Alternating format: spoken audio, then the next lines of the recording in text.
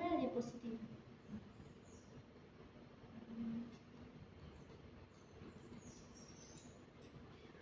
Bien.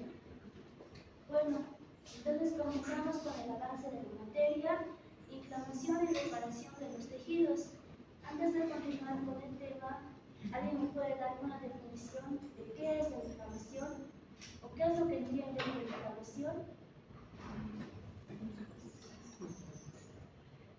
A ver, ¿tu nombre? Efraín. Efraín, ¿qué es la inflamación? La inflamación es el proceso por el cual el cuerpo intenta, a través de la inmunidad innata, por así decirlo, expulsar a los patógenos causantes de alguna lesión del tejido a través de un proceso que es la inflamación, en el cual se llama varios neutrófilos, donde se genera lo que viene siendo ser una vasoconstricción leve, luego una vasodilatación, la cual va a empezar el ciclo de la reparación de tejidos. Y es mayormente para intentar destruir o eliminar el causante del daño o de la inflamación. Bueno, ya un resumen a grandes rasgos, está correcto. ¿Y alguien me puede decir cuáles son los elementos celulares que participan en la inflamación?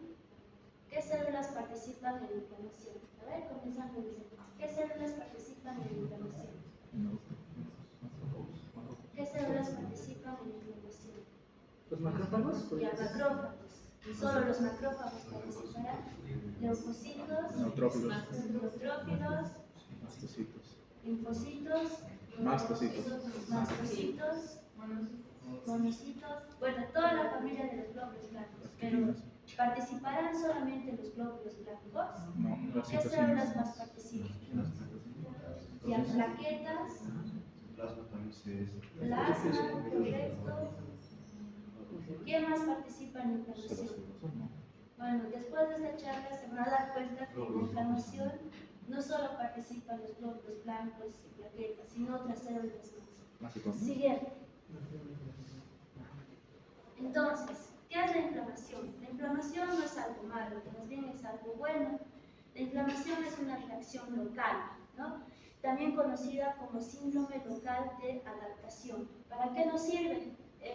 Esta reacción es una defensa del organismo ante cualquier alteración producida por una noxa o agente dañino, ¿no?, al organismo. ¿Esto qué va a generar?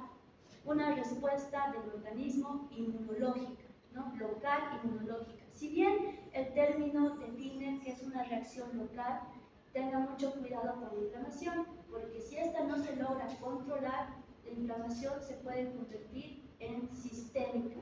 Y cuando ya es sistémica, ya no se llama inflamación. ¿Cuál es el nombre que se utiliza cuando la inflamación ya llega a la circulación? Se denomina síndrome de respuesta inflamatoria sistémica. Y cuando sucede eso, cuando la inflamación pasa a la circulación, ya se denomina síndrome de respuesta inflamatoria sistémica. Ahí ya no hablamos de reacciones o síntomas locales, ¿no? Ahí el paciente, ¿qué síntomas va a presentar? Va a presentar fiebre, va a presentar taquicardia, taquipnea, hipotensión. O sea, esto puede ser peligroso, ¿no?, si llega a la circulación. Siguiente. ¿Alguien me puede decir quién es el personaje de esa imagen? ¿Lo conocen?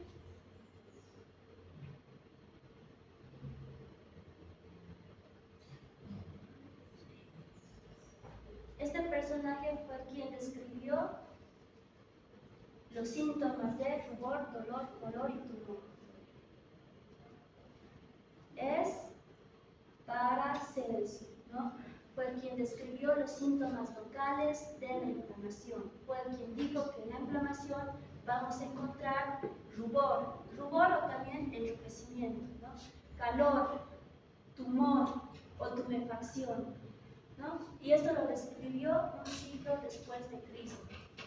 Después tenemos otros antecedentes históricos de la inflamación, como lo describe John Hunter, ¿no?, que indica que la inflamación no es una enfermedad, sino es una respuesta saludable ante un agente dañino, ¿no? Rudolf Virchow. ¿Alguien me puede decir quién fue Rudolf Virchow? El padre de la patología moderna. Muy bien, fue el padre de la patología moderna, ¿no? El que indicó que si bien las enfermedades provocan alteraciones en los órganos y en los tejidos, pero la alteración principal, ¿dónde está? A nivel celular, ¿no? Todo comienza con alteración en la célula. También fue el que describió una tríada muy famosa. ¿Saben qué tríada describió? Una muy famosa que se utiliza para las trombosis venosa profunda o enfermedades trombembólicas, la tríada de Virchow. ¿Saben de qué se compone la tríada de Virchow? De éstasis venosa, hipercoagulabilidad y lesión endotelial. Esta tríada es famosa porque es la base fisiopatológica de ¿qué? De los eventos trombóticos, ¿no? Pero ¿qué dijo Rudolf Virchow?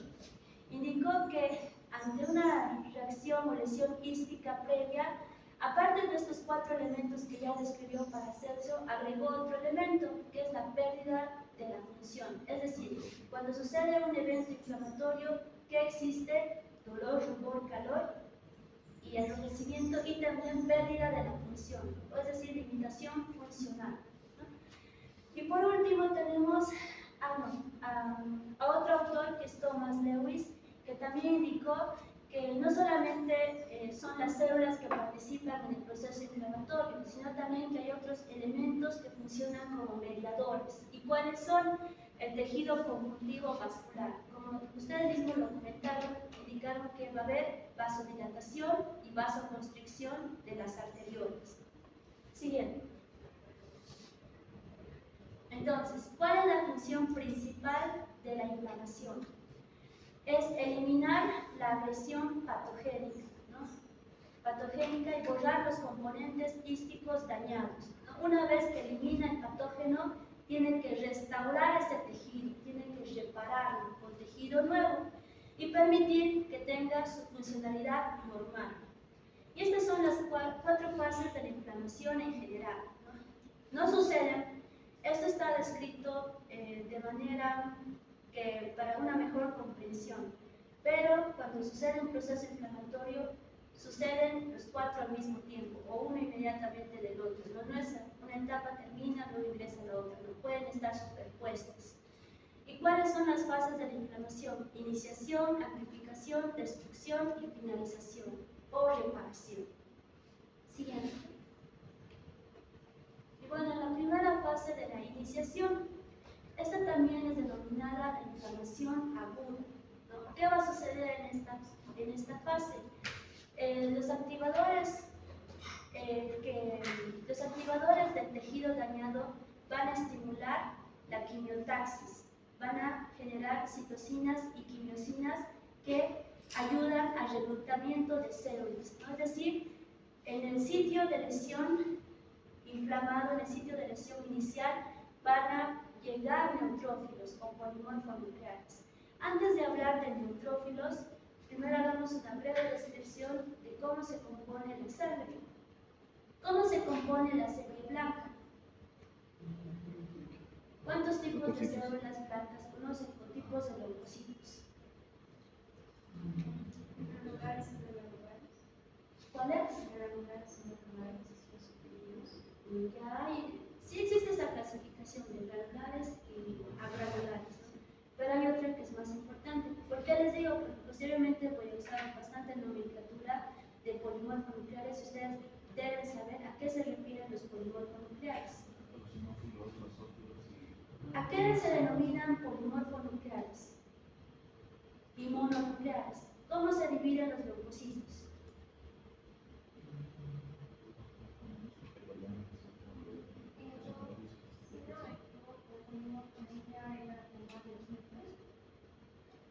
Ya, polimorfonuclear se refiere a muchos, no núcleos, muchos lóbulos, ¿no? Muchos lóbulos, es decir, de 3 a 5 lobulaciones. ¿Y cuáles son los polimorfonucleares?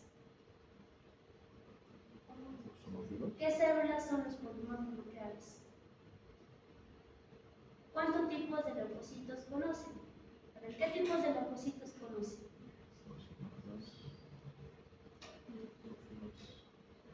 Voz fuerte, yo sé que sabe. ¿Qué tipos de leucocitos conoce?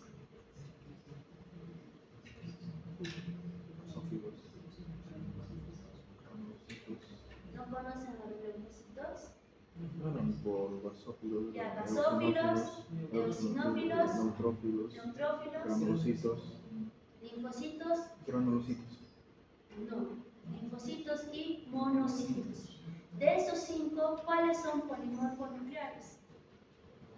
No sé si Neutrófilos, eosinófilos y basófilos, ¿no? Porque tienen bastantes nominaciones en el núcleo, de 3 a 5 nominaciones.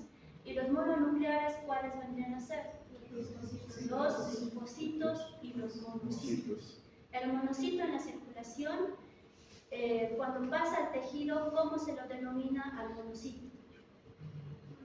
Porque ya no va a ser monocito en el tejido, ¿no? ¿Cuál es su nombre del monocito cuando está en el tejido?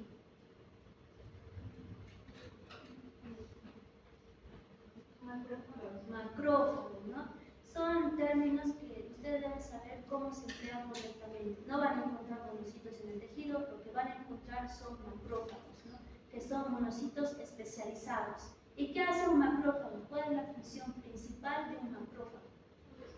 fagocitación. Fagocitosis. ¿Qué significa fagocitosis? ¿Qué es fago? Comer.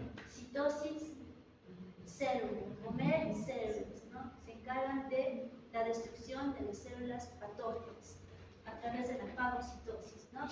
Entonces, el objetivo de esta primera fase de iniciación es inundar el tejido lesionado de células y factores de la coagulación, quimiosinas. Las quimiosinas son muy importantes, ¿no? Estas quimiosinas van a producir quimiotaxis. ¿Qué es la quimiotaxis?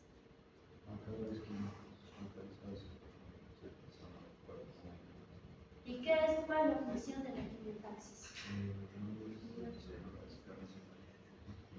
La quimiotaxis no era el proceso por el cual se, por así decirlo, llama a un conjunto de células, como dicen los cositos, a través de lo que vienen a ser citocinas y demás como marcadores. Produce el llamado o el movimiento de los glóbulos blancos al sitio de la lesión. Eso es la quimiotaxis, ¿no? En particular de los neutrófilos. Siguiente. La amplificación, ¿no? Una vez que ya se ha producido la lesión y ya están ahí los neutrófilos, hay citocinas, quimiosinas inflamatorias, lo que sucede a continuación es extender la lesión. ¿Y eso cómo sucede? A través de mediadores inflamatorios. ¿Quiénes van a desarrollar estos mediadores inflamatorios? Los macrófagos, ¿no? Son los principales que igualmente van a inundar el sitio de la lesión y van a producir el llamado de más células, no solamente de glóbulos blancos, sino de otras células que lo vamos a ver a continuación. Siguiente. Destrucción, ¿no? La destrucción del agente lesivo o la noxa que está originando el daño en el tejido va a ser producida a través de la fagocitosis, que es la digestión enzimática, ¿no? Por el macrófago. Al mismo tiempo, estos componentes dañados se van a eliminar y va a iniciar el proceso de reparación gracias a los fibroblastos. Siguiente. Bueno, estos son todos los componentes que participan en la inflamación, ¿no? Como verán, es amplio. Primero, componente vascular, las células endoteliales. Es fundamental, porque al estar una célula endotelial dañada también puede dar inicio a la inflamación. Luego tenemos el plasma, como su compañero lo dijo, es muy importante el plasma, porque van a formar una malla, una red de fibrina para detener esa inflamación. No detener, sino que evitar que se expanda esa inflamación, ¿no? Producir una cerca, sí, un área circunscripta para evitar que la inflamación llegue a otros tejidos. Luego tenemos componentes celulares. Ahí están los polimorfonucleares, los neutrófilos, monocitos y eosinófilos, y los mononucleares, los linfocitos y monocitos. Su compañera mencionó otra clasificación que son los granulares y los agranulares. ¿Cuáles vendrían a ser los granulares? ¿Y por qué se denominan granulares? Por la presencia de como granulocitos en su pared ¿Y cuáles son citoplasmática. los granulocitos? Los granulocitos vendrían a ser los neutrófilos, eosinófilos y basófilos, que contienen gránulos primarios y secundarios en el citoplasma, ¿no? Y los agranulares, los linfocitos y los monocitos. También otras células que van a participar en la inflamación son las plaquetas. ¿Cómo participan en la inflamación? ¿Qué contendrán las plaquetas en su interior? ¿Cómo creen que es una plaqueta? Solo será una célula sin núcleo. Por si acaso la plaqueta no tiene núcleo, ¿no? La plaqueta es un fragmento de un megacariocinio, la célula que da origen a las plaquetas, que se fragmenta el citoplasma y en su interior contiene también gránulos. Y sus gránulos son muy importantes porque también son factores y mediadores de la inflamación. Y también que la plaqueta va a producir agregación plaquetaria. Luego tenemos los mastocitos, los fibroblastos, los macrófagos. ¿Y qué será la MEC? Les estoy diciendo ahora los términos porque más adelante van a encontrar abreviaturas, que son abreviaturas estándares. ¿Qué es la MEC? Es la matriz extracelular. Que ahí vamos a encontrar proteínas fibrilares, proteínas estructurales, glucoproteínas de adhesión, proteoglucanos y la membrana basal, que también es muy importante para el inicio de la inflamación. Sigue.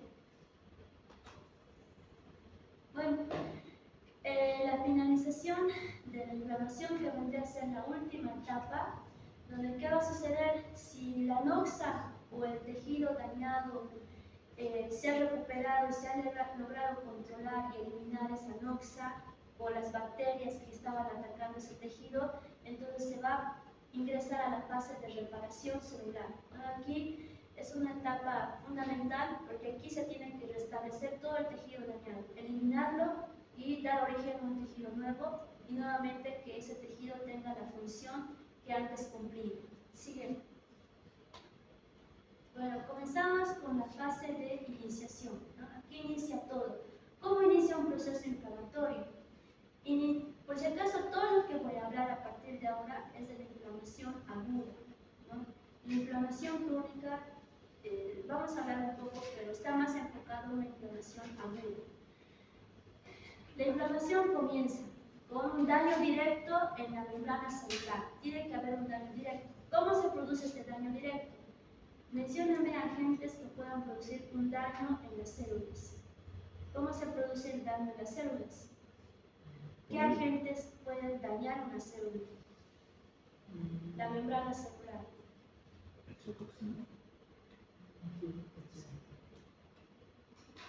¿Cómo se daña una membrana celular? ¿Qué tiene que haber para iniciar? ¿O se daña sola? Y a patógenos. ¿Qué clase de patógenos? Virus, bacterias, hongos, ¿ya? ¿Qué otras lesiones? ¿O será solamente patógenos? ¿La inflamación solo será con infecciones? ¿Con qué más se da la inflamación? ¿Daño mecánico? Agentes mecánicos, ¿está correcto? Agentes químicos. Químicos, ¿como cuáles? Agentes físicos, químicos, como toxinas, físicos, quemaduras. Por todas esas causas se puede dar origen a la inflamación, ¿no? Entonces, también hay otro mecanismo de inicio de la inflamación, que aquí lo menciono, ¿no? Alteraciones a nivel de las células parenquimatosas, mesenquimatosas, alteraciones en los macrófagos, alteraciones en el endotelio, ¿no? Si está dañado el endotelio, la capa interior de los vasos sanguíneos, también va a desencadenar un proceso inflamatorio, ¿no? O alteraciones en la matriz extracelular, pero lo más común es el primero. ¿Qué se origina cuando hay un daño directo en la membrana celular? Hay liberación de fosfolípidos. Ustedes saben, por sus conocimientos de histología, de microbiología, de fisiología, que la membrana celular está compuesta por fosfolípidos. Y estos, al estar evidenciados o al estar expuestos, van a hacer que formen el ácido araquidónico, ¿no? O sea, la liberación de estos fosfolípidos son materia base para la formación del ácido araquidónico, ¿no? ¿Y esto por qué es importante? Porque ayuda a formar la COX. ¿Qué será la COX? Esto lo han llevado en bioquímica, ¿no? ¿Qué es la COX? Estas son nomenclaturas estándares internacionales. La ciclooxigenasa, ¿no? Entonces se expone en la membrana basal, expone sus fosfolípidos. El fosfolípido es sustrato para la formación del ácido araquidónico. Y el ácido araquidónico es sustrato para la formación del COX. El COX es la ciclooxigenasa, ¿no? Que a su vez esto va a formar ¿qué? ¿Qué forma la ciclooxigenasa?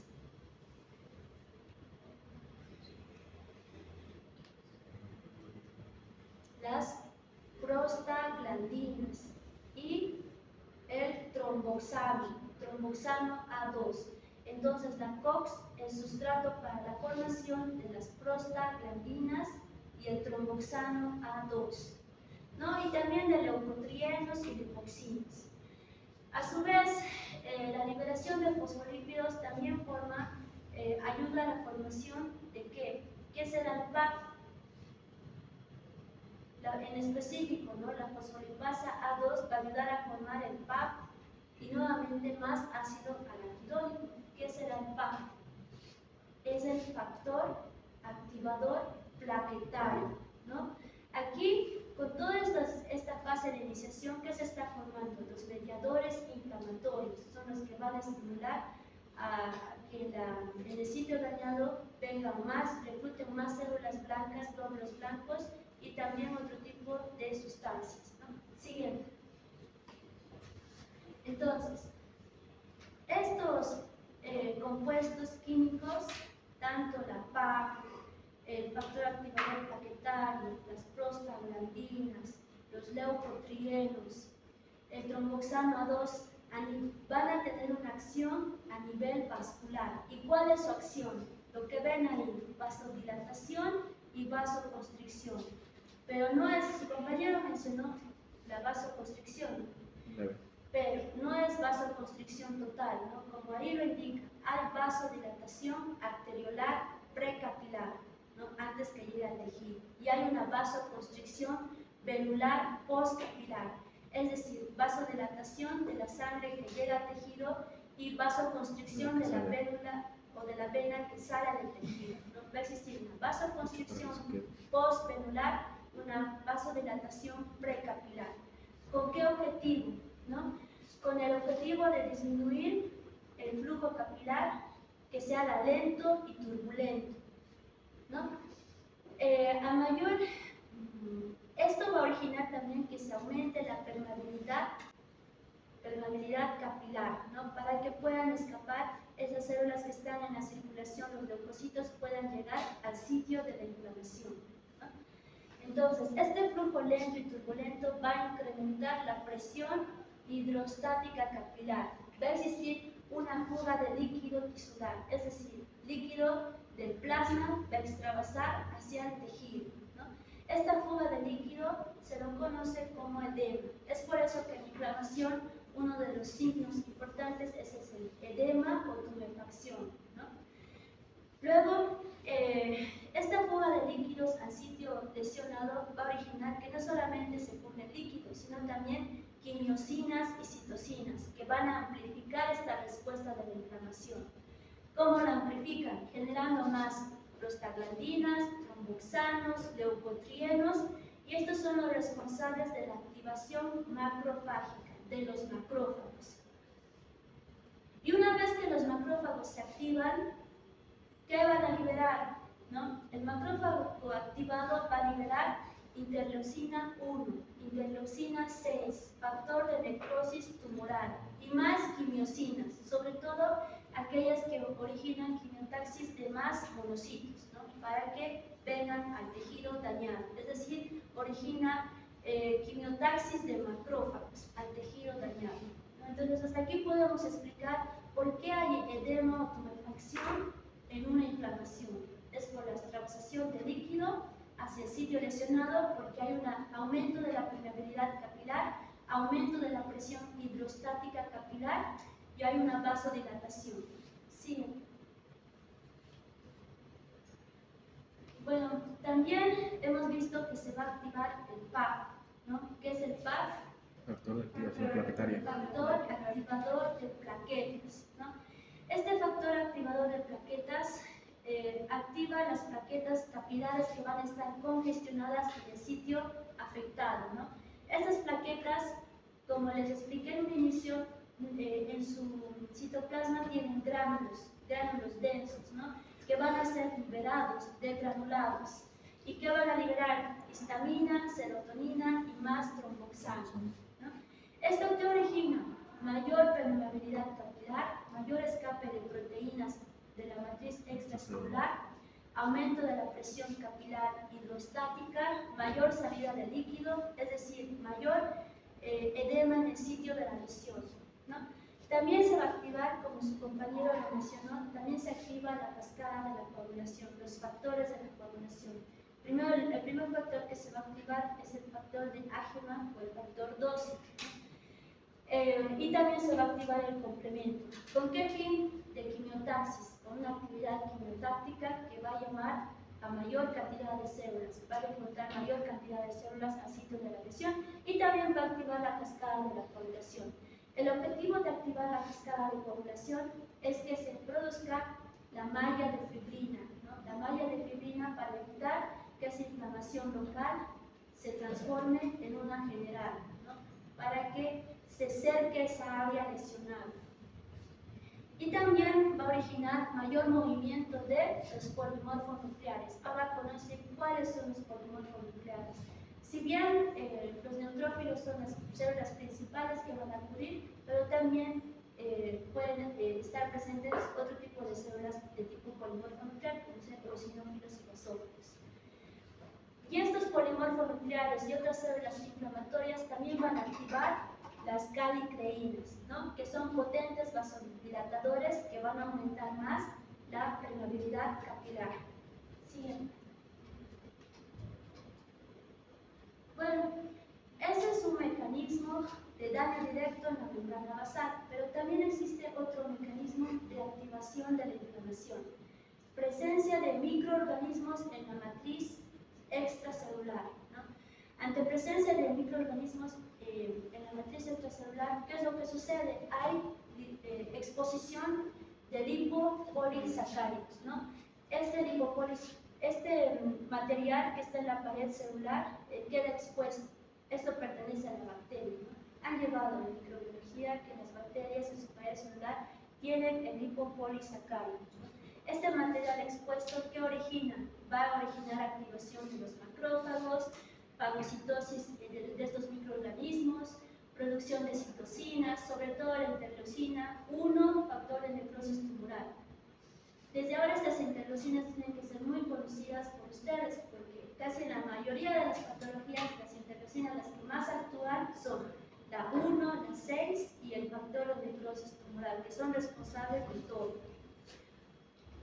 También activan la cascada de la coagulación, produciendo la malla de fibrina que impide que esta bacteria se disemine a nivel circulatorio.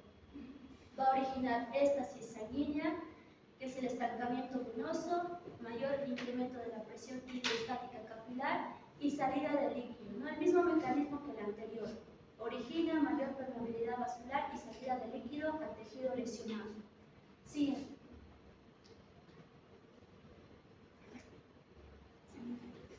Siguiente.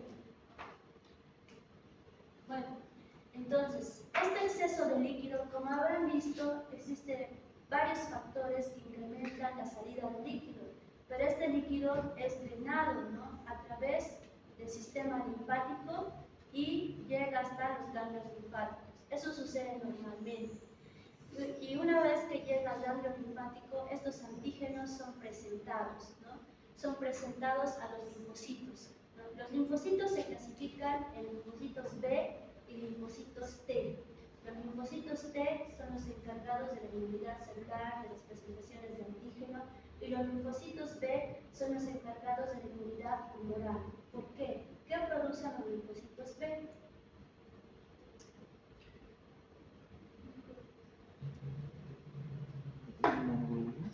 Inmunoglobulinas, ¿no?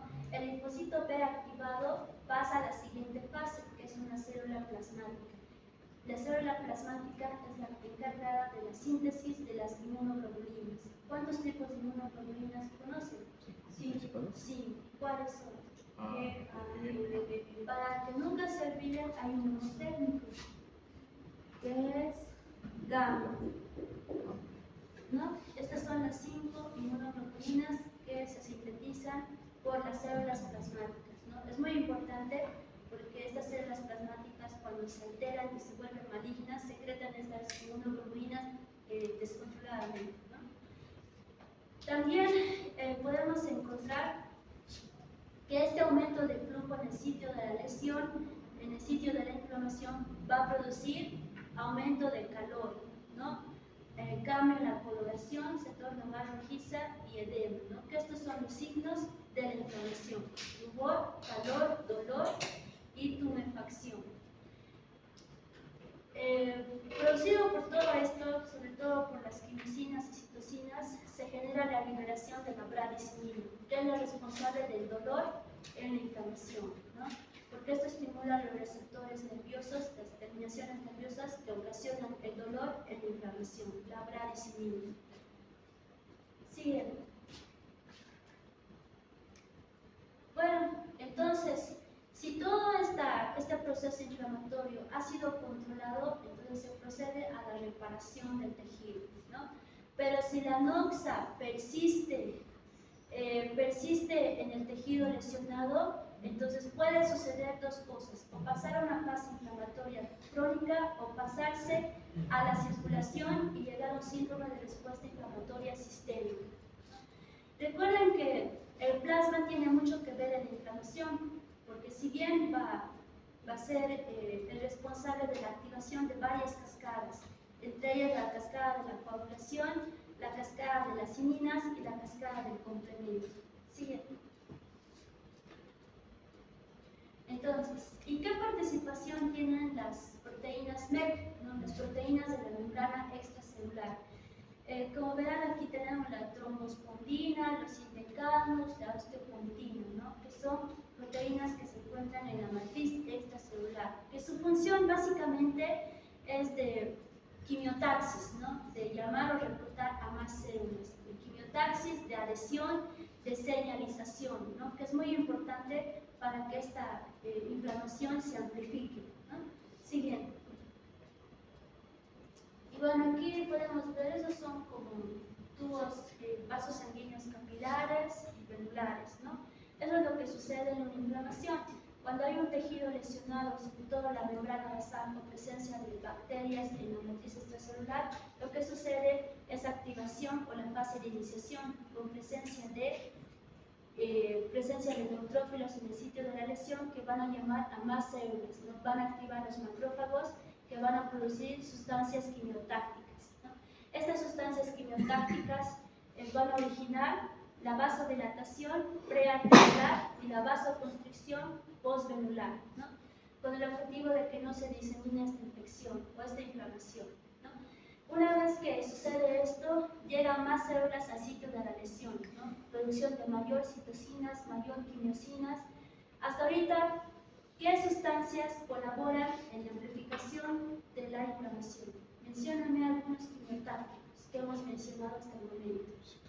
¿Las citoquinas? ¿Cuál? ¿Las citoquinas? Ya, las citoquinas. ¿Cuáles son las citoquinas?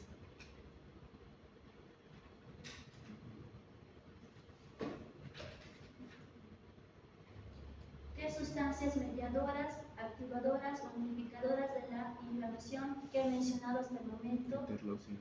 Y interleucinas. ¿Qué tipos de interleucinas? La 1 y 6. 1, 6, inhibidor de la necrosis tumoral. ¿Qué otros mediadores de la inflamación?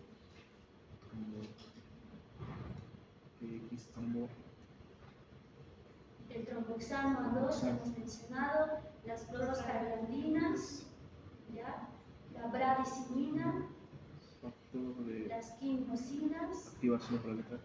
muy bien, el PAC, el factor activador plaquetario, ¿no? Todas estas participan en la inflamación. Y una vez que la inflamación está en resolución, el tejido ha sido controlado, este proceso inflamatorio, todo vuelve a su restitución normal, ¿no? Siguiente. ¿Y cuáles son los inhibidores de la inflamación? ¿No?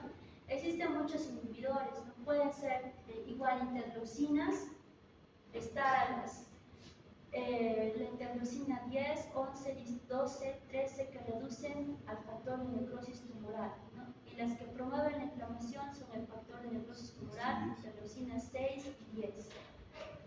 Luego también tenemos otros antiinflamatorios, pero esos ya son de origen genético, que limitan la extensión y que favorecen la resolución de las infecciones. Siguiente. Y otros inhibidores de la inflamación, tenemos los inhibidores de proteasas, las leucinas, que inhiben a los leucotrienos, los glucocorticoides, que son inmunodepresores. Tenemos el factor de crecimiento transformante beta, que inhibe las citocinas y quimiosinas proinflamatorias, las sinasas, que inhiben a la bradicinina. Estos son los inhibidores de la inflamación. Sigue. Y bueno, ¿cuáles son los resultados? Puede suceder de que la inflamación se haya controlado, se haya resuelto, se haya reparado el tejido y no haya presencia de cicatriz, ¿no? Pero ¿cuál es el otro extremo? Presencia de cicatrices queloideas, exacerbación de la inflamación, esta inflamación localizada se ha transformado en un absceso, linfadenitis. Recuerden que en el sitio de inflamación, donde hay acumulación de extravasación de líquido, es drenado por los vasos linfáticos. Pero recuerden que al pasar por los vasos linfáticos, esta noxa o agente infeccioso puede ir por esa vía y llegar al ganglio linfático, ¿no? Y si esto no se ha controlado en el ganglio linfático, ¿qué es lo que va a suceder? Una infección. Y a esta infección se lo denomina linfadenitis, ¿no? Que esto ya es una inflamación secundaria de los vasos y ganglios linfáticos a consecuencia de la migración de la noxa. ¿Y qué es lo que encontramos al examen físico? Es inflamación con presencia de adenopatías dolorosas, ¿no? Principalmente por microorganismos. Siguiente. Bueno, cuando la inflamación aguda no se controla, pasa a una inflamación crónica, ¿no? Al inicio la inflamación crónica puede ser localizada, pero si esta igual no se controla, pasa a ser una inflamación sistémica, generalizada, ¿no? Existen enfermedades inflamatorias sistémicas que son incapacitantes, que ustedes ya la conocen, la hipertensión arterial sistémica, la obesidad, ¿no? Por si acaso, la obesidad no solamente es acúmulo de tejido adiposo, sino que la obesidad también es una enfermedad inflamatoria sistémica, ¿no? Después tenemos la enfermedad pulmonar crónica, la artritis reumatoide, que son enfermedades inflamatorias sistémicas. Luego tenemos que cuando sucede una inflamación crónica, existe también participación no solamente de los polimorfos nucleares. Cuando se transforma a crónica, ya participan los linfocitos, sobre todo los linfocitos T. Luego tenemos que en la inflamación crónica se van a activar otros órganos linfáticos secundarios, que es el vaso, los ganglios linfáticos y otros órganos, ¿no? Los linfocitos T que van a participar más en la inflamación crónica, que van a ser los macrófagos que le van a presentar el antígeno al linfocito, y este va a originar linfocitos citotóxicos, linfocitos natural killer, que van a destruir esta agente infeccioso. Y también van a estimular la producción de los linfocitos B para que estos originen mayores cantidades de inmunoglobulinas que destruyen estos agentes infecciosos, ¿no? Siguiente. Y esas son las células que participan en la inflamación crónica, ¿no? Que no es nuestro tema de ahora, es más la inflamación aguda, pero recuerden que en la crónica tiene más participación de los linfocitos. Linfocitos B, linfocitos T. Los linfocitos T se clasifican en reguladores, citotóxicos y los natural killer, que también son denominados. ¿Qué otro nombre tienen los linfocitos natural killer? Sí, no, son los linfocitos asesinos, ¿no? Los asesinos. Son los que matan Y todos. participan también los fibroblastos, células que participan en la inflamación crónica. Siguiente.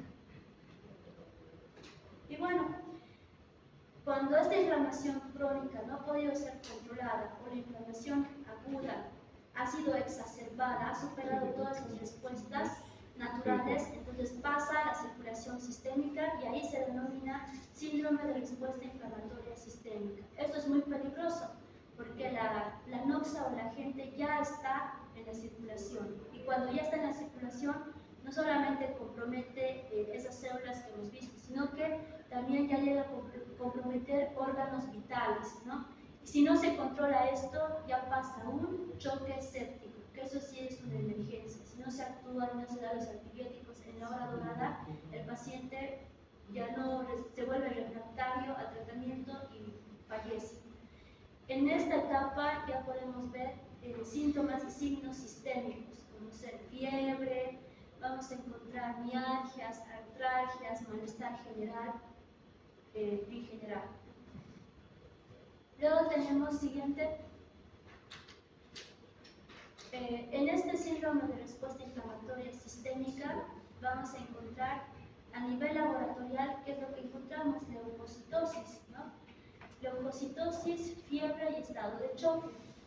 Leucocitosis, ¿saben los valores? ¿Han llegado los valores del hemograma? ¿A qué se denomina leucocitosis? ¿Está más del límite estable o más de lo normal? ¿Qué es la leucocitosis?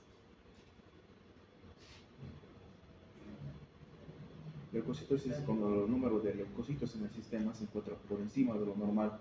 Y ¿Ya? ¿Sobre cuánto? 9 a 4000 por Leucocitosis, 200 por 200, 300, ¿y a ver quién da más? Los leucocitos, ¿cuál es el primero? Para aprender los valores patológicos, primero tienen que saber lo normal. Los leucocitos totales, su valor normal es de 5.000 a 10.000. En algunos libros van a encontrar de 4.500 hasta 11.000, pero lo que yo manejo es de 5.000 a 10.000.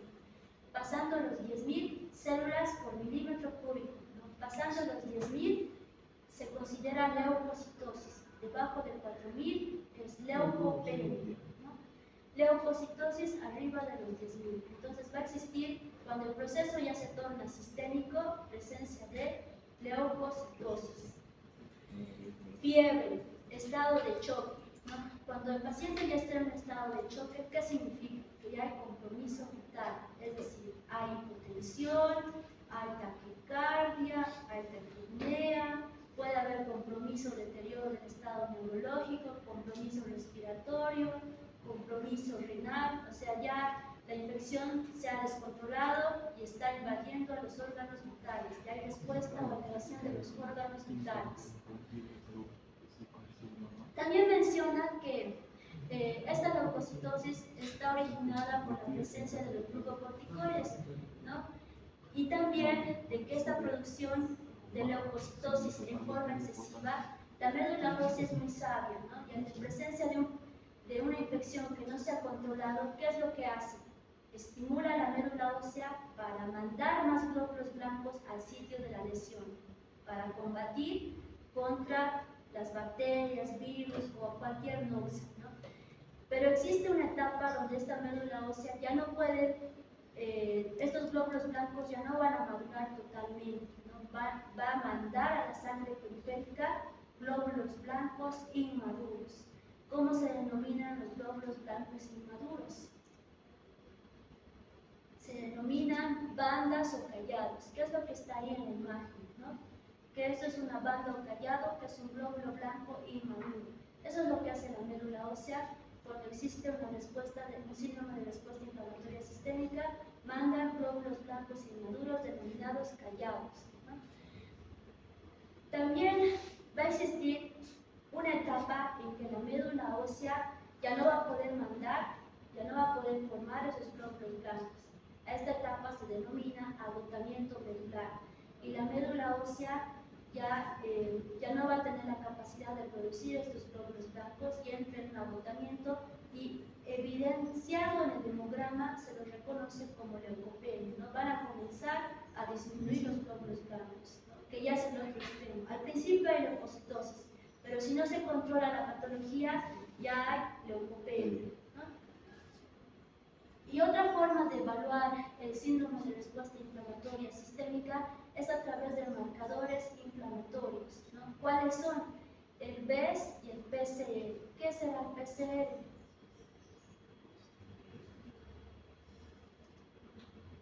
¿Qué es el PCR? Prueba de seriología sería, ¿no?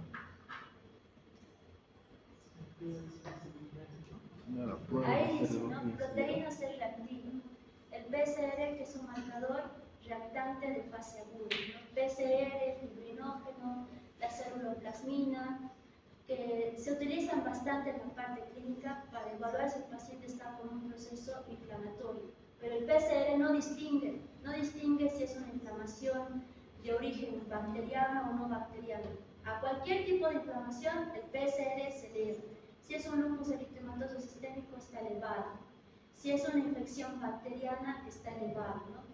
En cualquier proceso inflamatorio se eleva el PCR, sobre todo el PCR. También podemos pedir el BES. ¿Qué será el BES? ¿Han escuchado hablar del BES? La velocidad de eritrosedimentación globular, ¿no? Que es otro marcador inflamatorio.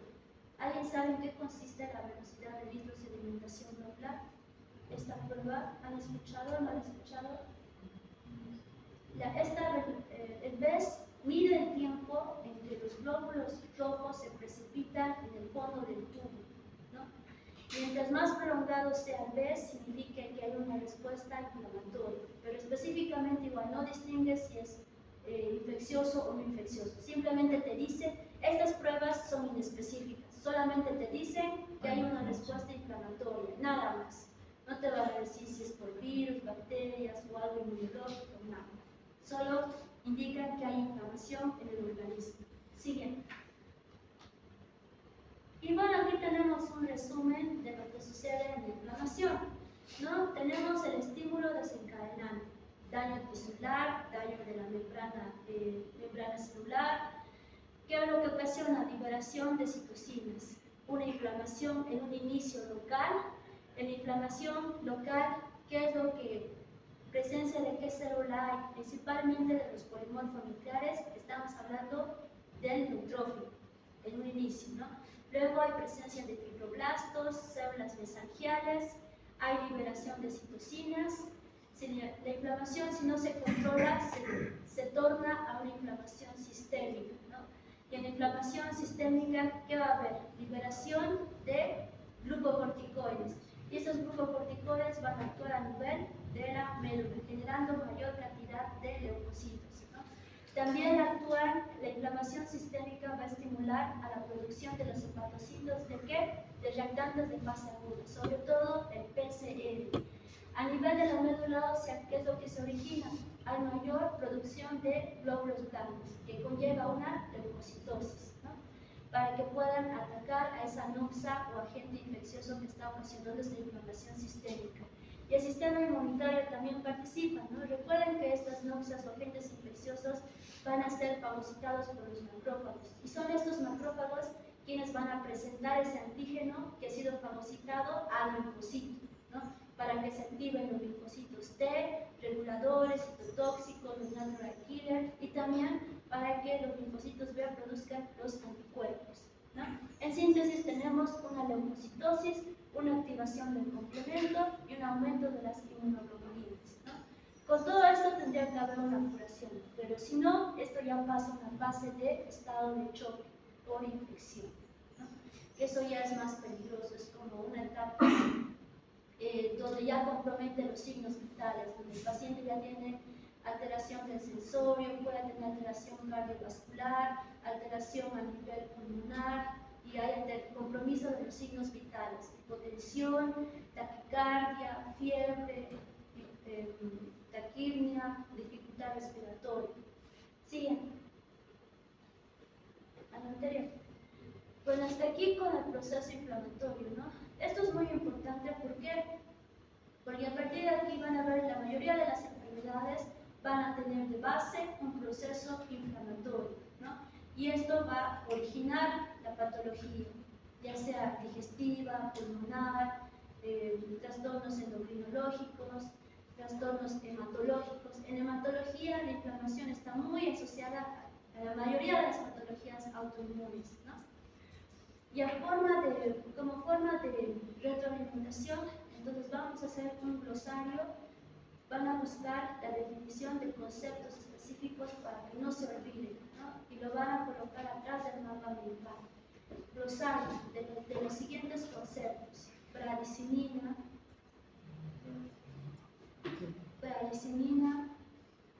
quimiosinas, citocinas, bradicininas, citocinas, quimiosinas, quimiotaxis, trombospondina, prostaciclina, trombospondina, leucotrienos, prostaglandinas,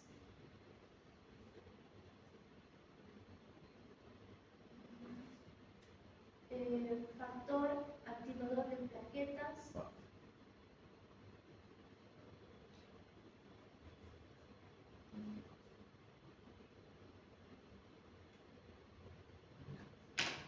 sí, de esos términos. ¿Con alguna duda hasta ahora? ¿Tienen algún comentario, duda, consulta respecto al modo de evaluación? ¿Perdón?